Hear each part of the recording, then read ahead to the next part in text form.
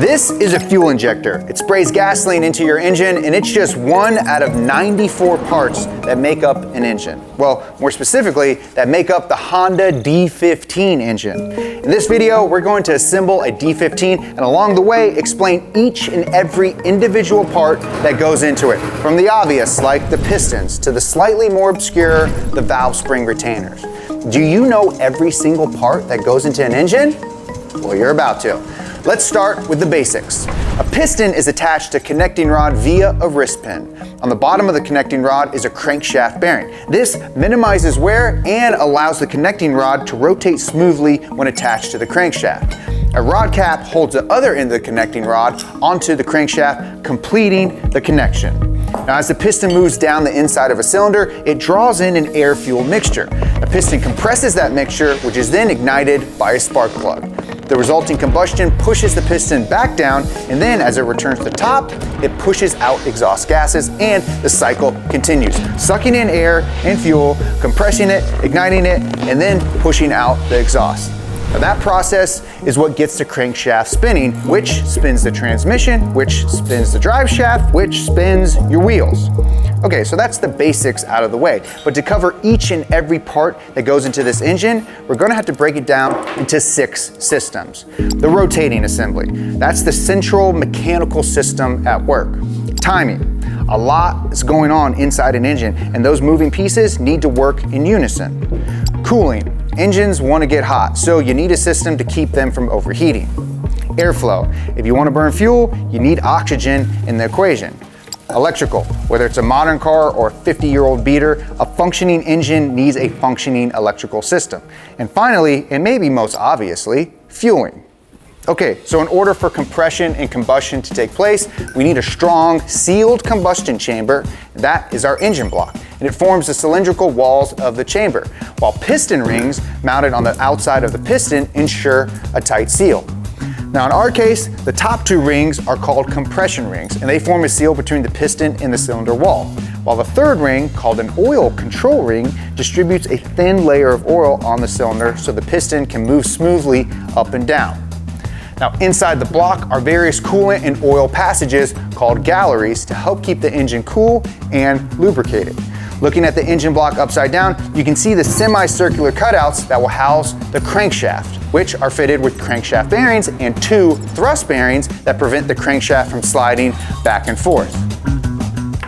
Okay, good job, boys. That's pretty cool. Now, we have a quick word from our sponsor today, which is Mother's, but you guys can work on getting the pistons put in while I go to the little boys' room. Okay, I gotta take a leak. Bad timing. What's that? Oh, it's the odor eliminator and refresher from today's sponsor, Mother's Polish. It'll destroy 99% of odors from your car. Talking mildew, pet smells, old food, anything really. How's it work? Start the car, close the windows, turn the AC to max cold, set the fan to high, and make sure recirculate is on. Give the can a good shake, put it in the cup holder, press the locking lever, and get out. In just 15 minutes, it'll smell like a brand new car. Yeah, but how does it really work? Order 9 o'clock! Focus all power on the vents.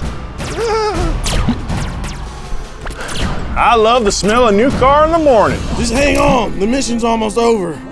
I did good, didn't I? You deodorized the hell out of him, soldier.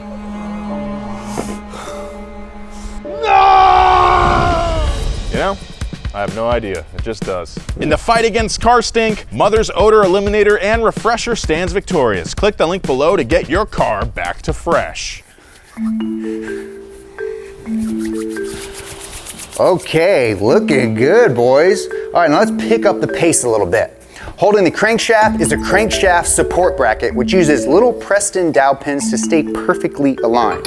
A rear main seal inside the rear main seal housing keeps oil from leaking out of the back of the engine. If you own a car from the 90s, this is leaking right now in your driveway. Go check it out. I'll wait. See, I told you. Now the front main seal is actually situated in the oil pump, and the oil pump is directly powered by the crankshaft. As it spins, the oil is forced through the galleries, constantly lubricating all of the engine's components. It is also sent through the oil filter, which catches any contaminants in the oil before getting to those important components. Now feeding the oil pump is the oil pickup tube, which draws oil from the oil pan, which is kept sealed with the oil pan gasket. Now the oil pan is oftentimes called the oil sump, and it's where you'll find the oil drain plug, which lets you drain oil before you do a change. This thing right here, drive-through oil shops hate these things. Okay, let's flip the engine over to get ourselves a proper perspective, because the engine is translating the up and down motion of the pistons into a rotational motion. That rotational motion of the engine, it can get a little jerky. So a flywheel is attached to the back of the crankshaft to help smooth out some of the engine's rotational motion. The flywheel is cast with teeth along the outside of it, and those hook up with the starter motor. That's just a small electric motor that gets the engine spinning before combustion can take over. All right, so that covers most of the rotating assembly, but a lot of the action in the engine occurs at the top of the combustion chamber in the engine's head. Now this mounts on top of the engine block with the head gasket ensuring you got a tight seal. Not only does the head seal off the top of the combustion chamber, it also houses all of the intricate pieces that control airflow. Yeah, a lot of pieces. And that includes things like the intake and exhaust valves, which let fresh air into the combustion chamber and lets waste gases out. The valves are held closed by valve springs, which are held in place with valve spring retainers. The valves are pushed open using the camshaft. In our engine, we just have a single camshaft controlling both intake and exhaust, but other engines could have up to 4 camshafts. And the camshaft is made up of offset lobes. So as the camshaft spins, which is inside the camshaft bearings, those lobes push on rocker arms, which pivot on a rocker arm shaft and push on the valve. The valve runs through a valve stem seal to keep that oil lubricating this whole assembly and keep it inside the combustion chamber. So as we spin the camshaft, you can see how the lobes push against the valve assembly and the valves open and they close. Now, when assembled, the entire valve assembly looks like this. Okay, cool. Now let's put the head on the engine. But where did the engine go? Oh, good job. Good thinking. Now let's get that head on. Okay, so we want to make sure that air is going into the engine at the right time and exhaust is leaving the engine at the right time. You wouldn't want a valve opening in the middle of a combustion stroke. So in order to synchronize the timing of the valves to match the timing of the pistons, we can just synchronize the rotation of the camshaft with the rotation of the crankshaft. So to do that, we need a few gears and a timing belt. A cam gear is mounted to the end of the camshaft to time the cams, and a crankshaft gear is mounted to the end of the crankshaft to drive the camshaft. But the timing belt doesn't just turn the cam gear, it also powers the water pump, which is responsible for sending coolant throughout the engine block to prevent it from overheating. And we're going to come back to cooling in just a minute, but first we need to keep tension in the timing belt using a timing belt tensioner. And the way we link our cam gear, our crankshaft gear, and our water pump gear together so that everything is in time is by using a timing belt.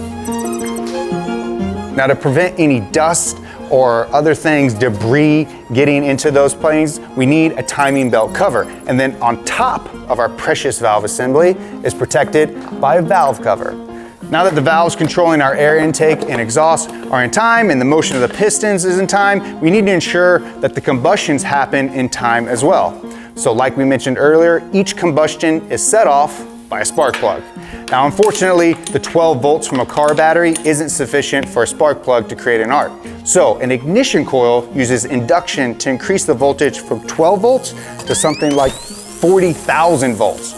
In our case, the ignition coil is found inside a distributor, which makes sure each spark plug fires at the correct time via the rotor. The end of the rotor receives electrical current from the ignition coil. So as the camshaft spins, the rotor spins, and it comes in and out of contact with 4 terminals in the distributor cap. As it touches those terminals, an electric current is sent to a corresponding spark plug via a spark plug wire. And that is what sparks and ignites our air-fuel mixture to create combustion. Now with all those sparks going off thousands of times a minute, we need to keep the battery charged with an alternator. Now the alternator is held in place by an alternator bracket and an alternator tensioner. Inside the alternator, that is where all the magic is happening. An electric current is induced by spinning an electromagnet. That electromagnet is spun by the alternator pulley. Now driving that pulley is a harmonic balancer. Sometimes this would just be a crankshaft pulley, but our pulley is integrated into the balancer, which helps dampen vibrations in that rotating assembly. And the way we get the alternator pulley spinning is by means of an alternator belt. Now, with all those little explosions going off every second, engines, they can get hot, like really hot. And since the crankshaft is always spinning, the water pump will always be spinning as well. But sometimes, like in cold weather, you actually want the engine to warm up a bit. So this coolant pipe exiting the pump leads to a thermostat housing, which houses the thermostat. So the thermostat is technically a valve that slowly opens and closes depending on the coolant's temperature. When the coolant's cold, the thermostat closes and the coolant is redirected back to the engine to keep warming up. As the coolant heats up, the thermostat opens, directing the coolant out of coolant hoses, making its way to the front of the car where it enters the radiator. And attached to the radiator is a cooling fan which helps dissipate the heat into the air before the coolant returns back to the engine. Now throughout this process, as coolant heats up, it expands. So the radiator cap allows that expansion to happen at a set pressure. If the pressure gets too much, a spring in the cap compresses where coolant will flow over into the coolant reservoir. Now, for an engine to run properly, the ratio of air to fuel and combustion chamber is absolutely critical. So we need to control the airflow going into the engine's intake ports right here. Now, starting from outside the car, air goes through the air filter, which is in the air filter housing. Now, this gets rid of any major contaminants before going through the air intake pipe and past the throttle body. Now the throttle body houses a butterfly valve that is controlled by the gas pedal, and it determines how much air gets into the engine. The more air, the more fuel, the faster you can go. The throttle body connects to the intake manifold, which splits apart into 4 runners, 1 for each cylinder in the engine. Next to the throttle body is the idle air control valve. It's a little bypass valve that can allow more or less air to flow into the intake manifold to compensate for different air temperatures and densities, and that helps maintain a smooth idle speed. Now after combustion, the exhaust gases from each cylinder converge into an exhaust manifold, and then they go through a front pipe into a catalytic converter, a freaking thief's favorite part of a car, where a chemical reaction converts really bad emissions into only kind of bad emissions. That exhaust gas flows through your exhaust pipe, reaching the muffler, which quiets everything down, and then finally out the tailpipe. Now some of the combustion might actually get past the piston rings and into the crankcase below. And in that case, the gases will be routed through the PCV system, which stands for positive crankcase ventilation.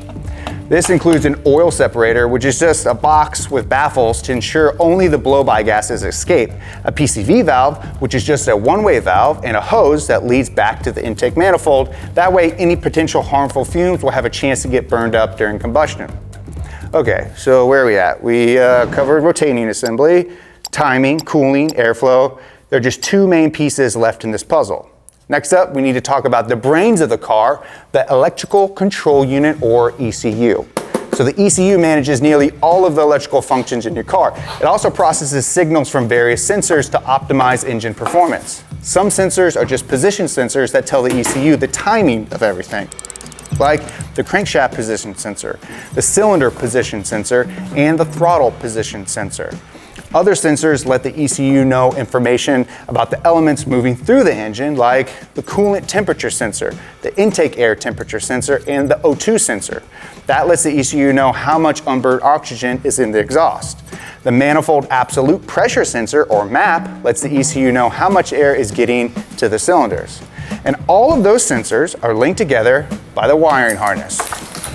Okay, we're almost there. We cover the rotating assembly, the timing system, the intake and exhaust, the electrical, the cooling, and the lubrication systems. The only thing missing from our engine is the fueling. As you can guess, the fuel starts in the fuel tank, gets sucked up by the fuel pump, which includes a fuel filter to keep out some of the larger contaminants. And that pump sends it down fuel lines until it hits the fuel rail. At the end of the fuel rail is a fuel pressure regulator to maintain the correct fuel pressure, with any excess being sent back to the tank via the fuel return line. The fuel you want, it goes through the injector, spraying fuel into the combustion chamber so that your engine can run. And that is We're missing an injector. Here you go. And that is every single part of an engine explained in 14 minutes and 37 seconds. Thank you guys so much for watching this and everything else at Donut. We'll see you next time. Bye-bye. All right. Really good. It's back to school time, and guess what? Donut's got you covered with our brand new back to school collection. This is our brand new multi-patch backpack. It's got 2 pockets and it's full of stuff. Let's check it out. New logo, iridescent t-shirt. We've got a smaller pack. We've got enough space for a full change of clothes so you can change out your smelly gym clothes. Look at that. We've got an all new Donut Media belt. This thing is awesome. I'm taking it. And the Civic as an air freshener. So make sure you go to Zoomies.com and check out the Donut all new back to school collection. Get yours today.